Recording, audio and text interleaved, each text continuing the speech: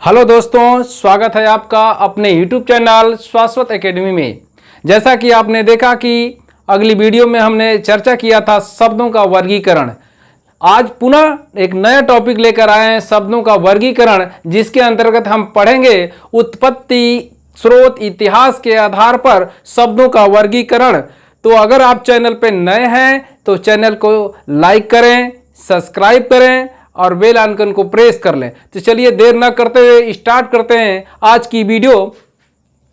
शब्दों का वर्गीकरण एक बार इसे पुनः आप गहन अध्ययन के साथ देख लीजिए। यहां से कई क्वेश्चन आपके आने वाले हैं, तो मैं बार बार आपको प्रेस कर रहा हूं कि यहां यह जो चार्ट है इसे स्क्रीन टच कर शॉर्ट कर लीजिए, जिससे कि आप इसे बार बार देख लें, नोट कर लें। यह परीक्षा की दृष्टि से मोस्ट इंपॉर्टेंट है। यह मेरा एकदम दावा है कि यहां से हर टॉपिक से कहीं से न कहीं से आपका हर क्वेश्चन फंसेगा। तो आइए, उत्पत्ति इतिहास के आधार पर पहला क्वेश्चन यही बन जाता है कि उत्पत्ति इतिहास स्रोत के आधार पर शब्दों का वर्गीकरण कितने प्रकार से किया जाता है। तो अब याद रखिए 5 प्रकार से किया जाता है। रचना या बनावट के आधार पर अगर आपसे प्रश्न पूछा जाए कि रचना या बनावट के आधार पर जो शब्दों का वर्गीकरण है वो कितने प्रकार से किया जाता है, तो 3 प्रकार से किया जाता है, ऋण, यौगिक और योग ऋण। इसके बाद प्रयोग के आधार पर शब्दों का वर्गीकरण अगर आपसे पूछा जाए तो सामान्य और दूसरा पारिभाषित या तकनीकी। इसके बाद अर्थ के आधार पर जब शब्दों का वर्गीकरण किया जाए तो पर्यायवाची और विलोम, एकार्थी और अनेकार्थी 4 भागों में किए जाते हैं। इसके बाद रूप या व्याकरणिक प्रकार के आधार पर शब्दों का जब वर्गीकरण किया जाता है तो विकारी और अविकारी। तो जैसा कि हमने पिछली वीडियो में इसको हमने दर्शाया था कि विकारी किसे कहते हैं, तो विकारी में पहला होता है संज्ञा, सर्वनाम, क्रिया और विशेषण। इसके अविकारी में क्रिया, विशेषण, समुच्चय बोधक, विस्मय आदि बोधक और संबंध बोधक। जहां पे लिंग, वचन और कारक के अनुसार जो परिवर्तन होता है उसे विकारी कहते हैं, और जिसमें लिंग, वचन और कारक के अनुसार कोई परिवर्तन नहीं होता है दोस्तों, उसे हम अविकारी करते हैं। तो चलिए स्टार्ट करते हैं। उत्पत्ति, इतिहास और स्रोत के आधार पर शब्दों का वर्गीकरण, तत्सम और तद्भव, देशज और विदेशज। तो चलिए तत्सम के बारे में अध्ययन करते हैं। उत्पत्ति, स्रोत के आधार पर हिंदी शब्दों का जो वर्गीकरण है वो पहला तत्सम, तद्भव, देशज और विदेशज। तो चलिए तत्सम को हम सबसे पहले स्टार्ट करते हैं, पढ़ते हैं। तत्सम, तत् मीन्स उसके और सम मीन्स होता है समान। तत् का अर्थ होता है उसके, सम का अर्थ होता है समान। किसके अर्थात किसकी बात करता है, यानी कि संस्कृत के। तो संस्कृत के समान जो शब्द हम प्रयोग किए जाएंगे वे तत्सम कहलाते हैं। हिंदी भाषा में जो शब्द संस्कृत से ज्यों के त्यों अर्थात जैसे थे, अर्थात बिना किसी परिवर्तन के ले लिए गए हैं, उन्हें ही तत्सम शब्द कहते हैं। जैसे भूमि, पुष्प, पृथ्वी, अग्नि, पर्यक, कर्पूर, बालक, गुरु आदि बहुत ढेर सारे ऐसे शब्द हैं जो संस्कृत के शब्द हैं। हम कितने को याद करेंगे, कितने को रटेंगे। चलिए इसको हम यही छोड़ते हैं, पढ़ते हैं। तत्सम के बाद तद्भव। तो आपने देखा तत्सम, इसके बाद हम चलते हैं तद्भव। तद्भव किसे कहते हैं? तद मीन्स उसके, भव मीन्स बना हुआ। संस्कृत के वे शब्द जो रूप परिवर्तन के बाद हिंदी में आ गए हैं वे तद्भव शब्द कहलाते हैं। रूप परिवर्तन, जैसे वो शब्द पहले संस्कृत में थे अब किस में आ गए थे, हिंदी में। जैसे दूध, ये जो तद्भव शब्द है आपका दूध, ये पहले कैसा था, दुग्ध कहा जाता था। खीर, खीर को हम पहले तत्सम क्षीर कहते थे, लेकिन ये क्षीर जो संस्कृत का था वो हिंदी में जब आया तो खीर बन गया। तो खीर जो हमारा तद्भव है। मोर, मोर का मयूर। इतवार, ये इंपॉर्टेंट है, कई बार पूछा है कि इतवार का तत्सम क्या होगा। तो इतवार का जो तत्सम होता है आदित्यवार होता है।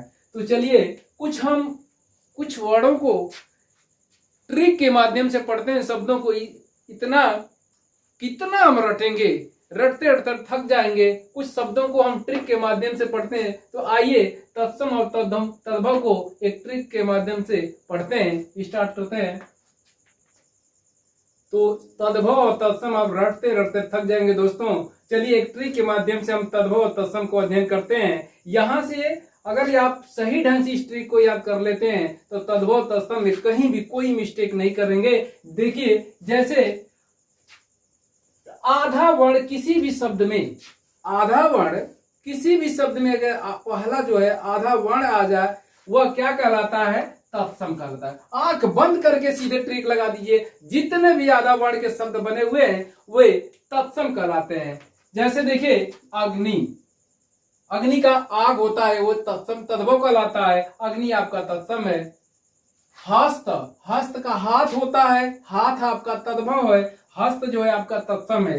प्रेम, स्पर्श, प्रहार, दुग्ध, परयक, श्रीमान, ध्वनि, दृश्य, हस्त, क्षेत्र, क्षेत्र का खेत होता है, स्वप्न और प्रकाश। इस तरह से आपने देखा ये जितने भी सारे शब्द हैं ये सभी में आधे वर्णों का प्रयोग है। तो आप याद कर लिए कि जितने भी आधे वर्ण के शब्द होंगे वे सभी तत्सम के अंतर्गत आएंगे। तो इसके बाद अगले नियम पे चलते हैं। तो चलिए ट्रिक का तत्सम और तद्भव का दूसरा रूल पढ़ते हैं।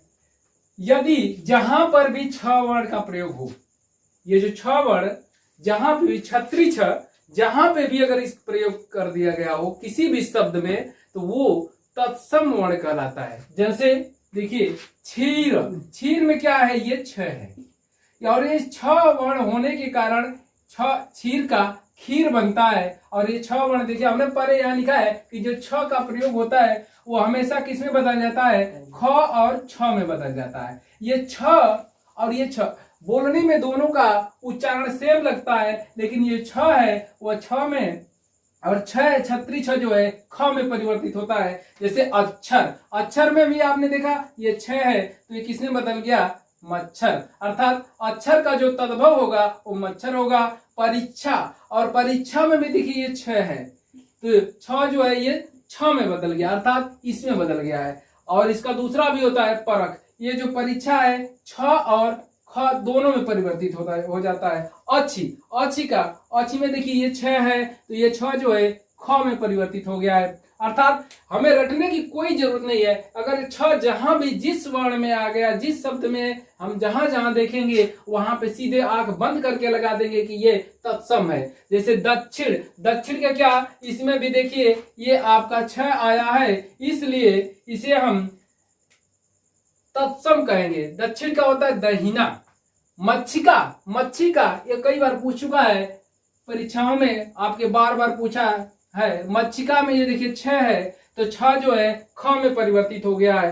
अक्षत, अक्षत में भी आपका छ है तो ये जो छ है वो आपका छ में बदल गया है। और क्षण, क्षण, क्षण में भी आपका छ है तो ये देखिए छ में बदल गया है। क्षार, क्षार में भी आपका छ है। इस तरह से आपने देखा बहुत ढेर सारे शब्दों में जो छ है वो ख और स में परिवर्तित हो जाता है। तो हमें सोचने समझने की कोई जरूरत नहीं है, हम ऑटोमेटिक देख कर ही शब्दों को बता देंगे, पकड़ लेंगे कि यह जो मेरा शब्द है वह तत्सम है या तद्भव है। तो दोस्तों नेक्स्ट नियम पे चलते हैं, नियम नंबर 3।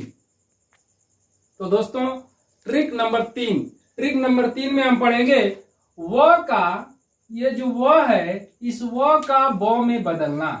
ये जहां जहां भी ये व आएगा किसी भी शब्द में वहां पे ये तत्सम कहलाएगा। और ये जो व है वो सीधे किस में बदल जाएगा? व में बदल जाएगा। जैसे देखते हैं वक्र, वक्र का तद्भव क्या होता है? बगुला।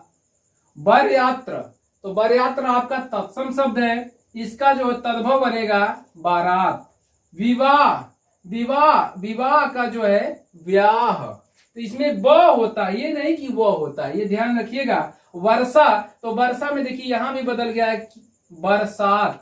इसके बाद वानर, वानर आपका तत्सम शब्द है, ये आपका बदल गया बानर। वर्कर, वर्कर का ये बकरा।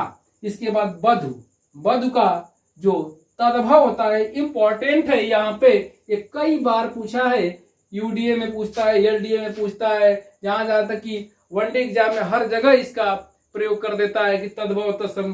तो आइए, वधु का बच्चा, इस तरह से आपने देखा, केवल मत इसके बारे में सोचिए कि यह देखिए कि कहां पे वह है, जिस भी शब्द में वह है तो समझिए कि वो क्या है, तत्सम है। ठीक, तो चलते हैं दोस्तों रूल ट्रिक नंबर 4 की तरफ। तो दोस्तों एक नए ट्रिक के साथ पुनः उपस्थित हैं। ये जो स है, स वर्ण का स में परिवर्तन, ये जहां भी बाड़ा स जिसको कहते हैं हम तालव्य स, तालव्य स का दंत स में परिवर्तन, जहां जहां भी जिस शब्द में तालव्य स रहेगा वो हमारा तत्सम शब्द कहलाता है। जैसे देखिए स्वसूर, इसमें देखिए तालव्य स आपका स है, यह बदल गया इसमें यानी कि दंत स में। इसके बाद दर्शन, यहां भी स है, यह बदल गया तालव्य स में, दंत स में। इसके बाद यहाँ पे ये देखिए स, ये भी आपका बदल गया, ये श्रृंगार, श्रृंगार ये आपका पूछता है वर्तनी की दृष्टि से श्रृंगार शब्द में, तो श्रृंगार में आप ये ध्यान रखिएगा, श्रृंगार ऐसे नहीं होता है, यह आपका रंग है, श्रृंगार केवल ऐसे होता है। तो यह एक क्वेश्चन यहां से भी श्रृंगार को समझ लीजिए। तो श्रृंगार का श्रृंगार होता है। इसके बाद आशीष, आशीष में भी आपका यह स है, तो ये तालव्य स का दंत स में परिवर्तित हो जाता है। इसके बाद शब्द, शब्द में भी देखिए ये आपका तालव्य स है और तालव्य स जो है दंत स में बदल जाता है। तो यह ट्रिक के माध्यम से आप जो तालव्य स का दंत स में जहां भी देखिए कि तालव्य स है किसी भी शब्द में, तो वहां सीधे समझ लीजिए कि यह तत्सम है। तो नेक्स्ट चलते हैं नियम नंबर 5 पे ट्रिक के माध्यम से। तो ट्रिक के माध्यम से नियम हम 5 चलते हैं। जहां पे चंद्रबिंदी वाले शब्द होंगे वे सारे शब्द आपके तद्भव कहलाते हैं, और जहां पे केवल बिंदी हो अर्थात अनुस्वार हो, अनुस्वार, तो जहां पे अनुस्वार हो लगा होगा वे सभी तत्सम कहलाते हैं, और जहां पे ये चंद्रबिंदी वाले लगे रहेंगे वे आपके तद्भव कहलाते हैं। कुछ शब्द यहां हमने लिखा है, देखिए तत्सम में, जैसे मुख, तो मुख का जो तद्भव होगा मुंह होगा। ग्राम, तो ग्राम का जो तत्सम होगा वो आपका गांव होगा। चंद, चंद का चांद होगा, और अंगुष्ठ का अंगूठा होगा। गोधूम का गेहूं होगा, जो कि यह इंपॉर्टेंट है, गोधूम पिछली बार पूछा था। तो आपने देखा कि चंद्र बिंदु वाले जितने भी शब्द आप रट लीजिए कि जितने भी चंद्र बिंदु वाले शब्द होंगे वे तद्भव होंगे, और जितने भी अनुस्वार अर्थात एक बिंदी वाले शब्द होंगे वे सभी तत्सम होंगे। तो ट्रिक के माध्यम से चलते हैं नियम नंबर 6 पे। तो नियम नंबर 6 में देखिए आप, प्राय त्र वाले जितने भी वर्ण होंगे त का त्र में बदलना, ये तत्सम कहलाता है। जैसे रात्रि, रात्रि का जो तद्भव होगा वो रात होता है। राजपूत, और राजपूत का राजपुत्र है, ये त्र है, तो त्र का त में बदल गया अर्थात ये तद्भव बन गया। अब बहुत सारे शब्द हैं। इसके बाद नियम 7 है, विसर्ग वाले शब्द, अर्थात विसर्ग वाले जितने भी शब्द होंगे वो संस्कृत के शब्द होते हैं, और ये संस्कृत वाले शब्द अक्सर जैसे कर्पूर, कर्पूर में क्या है, ये केवल विसर्ग हट जाएगा, आपका ये तद्भव बन जाएगा। ज्येष्ठ का ये आपका ज्येष्ठ हो जाएगा। तो यह ट्रिक के माध्यम से आपने देखा कि ये रूल 6 और 7। इसके बाद एक और ट्रिक है, उसको लास्ट में चलते हैं। तो ये ट्रिक नंबर 8 है कि अर्धवर्ण वाले, जैसे ये र जो है आपका आधा र, तो जिस जिस शब्द में आपका आधा र मिलता है वो सभी तत्सम शब्द कहलाते हैं। क्या कहलाते हैं? तत्सम। तो जैसे व्याघ्र, व्याघ्र का व्याग होता है, ये आपका तद्भव शब्द है। भ्रूम, भ्रूम का ये भाव। आम्र, आम का आम्र का आम, ये आपका तद्भव है। आम्र आपका तत्सम है। तो आपने देखा यहाँ भी र है, यहाँ भी र है, यहाँ भी र है। वक्र, वक्र का नाक। और यहाँ य का जो में जैसे युग, युग का जुग बन जाता है। स का तालव्य सा का दंत सम में, और मूर्धन्य स का तालव्य स, मूर्धन्य स का दंत स और घ में ये परिवर्तन हो जाता है, ये तत्सम कहलाता है। तत्सम। दोस्तों आज की वीडियो यहीं समाप्त करते हैं। इसके बाद जो इसका जो शेष रह जाता है आपका उत्पत्ति स्रोत के आधार पर देशज विदेशज, तो इसकी चर्चा नेक्स्ट वीडियो में करते हैं। तो हमें आशा है, उम्मीद है कि यह वीडियो आपको अच्छी लगी होगी। अगर आप चैनल पे नए हैं तो चैनल को लाइक, सब्सक्राइब और बेल आइकन को प्रेस कीजिए, जिससे आपको अगली वीडियो आसानी से प्राप्त हो सके। आज के लिए यहीं तक, धन्यवाद।